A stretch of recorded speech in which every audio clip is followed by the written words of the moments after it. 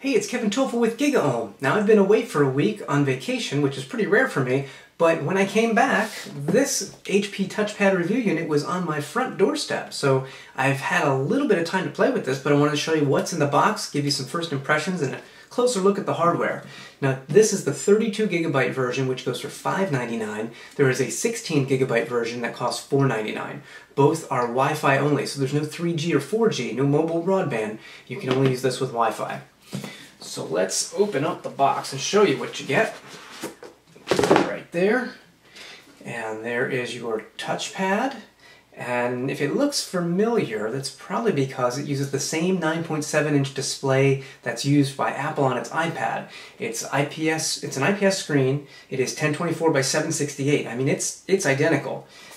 So you may see some similarity there. While I have an iPad here, this is an iPad 2 that I have, let me just show you that these take up about the same footprint.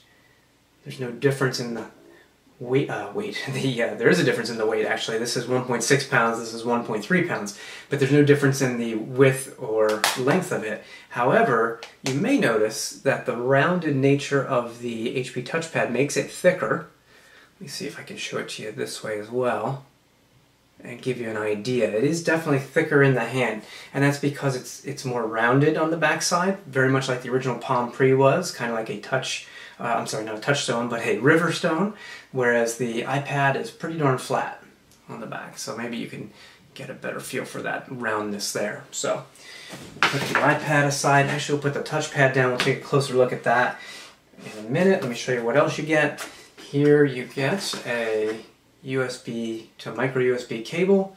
Use that for charging and or syncing. You also get a power brick there that just flips out like that. You plug it in and plug USB there and you're good to go. Also in here, I misplaced it. Where did I put it? There are instructions, obviously. Ah, there we go. I never read the instructions, but what is important in this box is, after the instructions and manuals, there's a cleaning cloth, and you're going to need that because, like many other capacitive touchscreen tablets, this is a fingerprint magnet.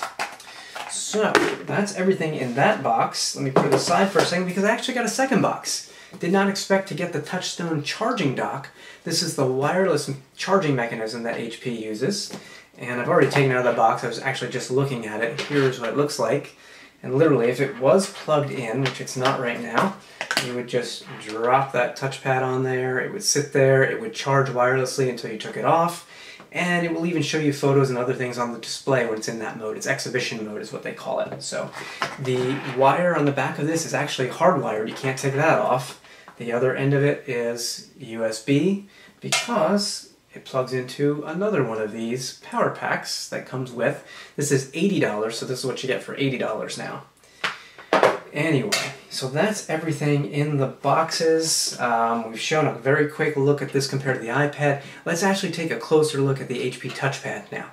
And we'll start our hardware tour with this new shaving mirror that I used this morning. Yes, I'm just kidding, but really this is a super glossy screen.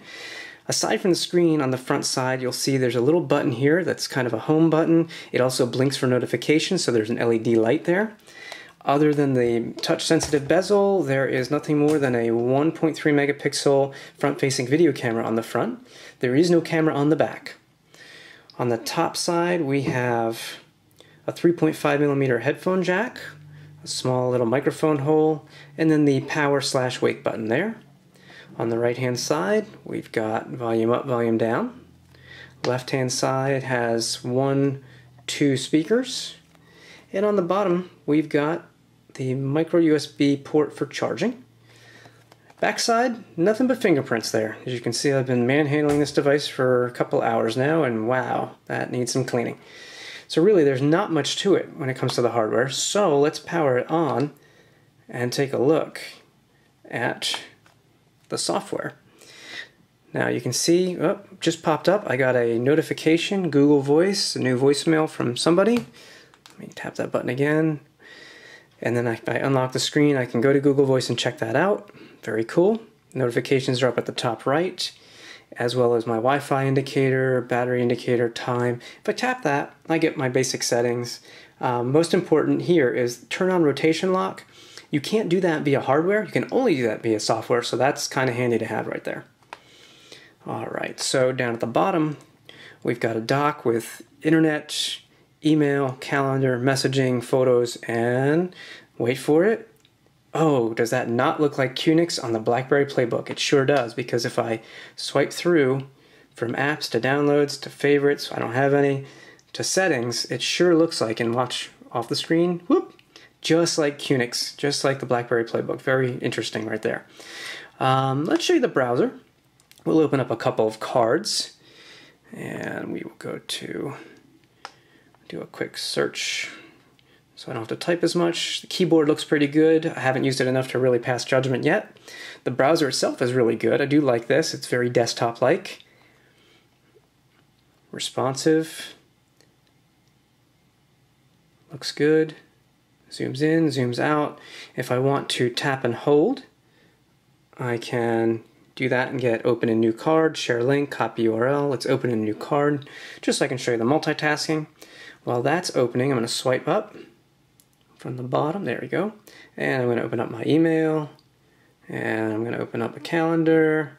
And so we got all these things going on here, and we can just go back and forth between the two. Let's go back here. You can see that it groups the two like cards together. Both of these are internet. I can tap the one to go to the other one, swipe up and go back. I can throw a card away, just like so. I want to show you the email client, which is pretty solid, because if I, let's see, let me find, here we go. Let me find an email. So you've got your accounts on the left, you've got your emails here, and then the actual email that you've selected shows on the right. But down at the bottom, you can slide that over and have it take up the entire screen, which is nice. Or you can have it that way, which is also nice. Or you can slide it back. It's all up to you. I kind of like that. Very handy. So get rid of that. Look at the calendar. We'll go to a month view. Did I tap it? Did I tap it? There it goes. So you get a month view. Didn't see an agenda view. Maybe it's just me. I haven't played with this enough. Preferences and accounts, so it's possible that I have it in preferences, just haven't seen it yet, but the calendar looks pretty nice. I do want to show you, I haven't downloaded too many apps, I just haven't had time since I just got back from vacation, but I do want to show you the Facebook app. The reason I want to do that is because I like what they have done here, what WebOS offers a developer, because there's one unique view here. Let me see if I can get to it. I had problems with it earlier today. I don't know why. It was probably just me. Here we've got our news feed, messages, events, and so on. I have notifications up here. I don't have any right now. Down here at the bottom right, you have the standard view, and then you have this view, and boom. Tell me that isn't great. That is just like Flipboard. It's got that same kind of look and feel. Maybe not the page folding and all that, but I really like that. And if you want to tap something to read it, you can do that. You can then publish a comment, you can like it, and so on.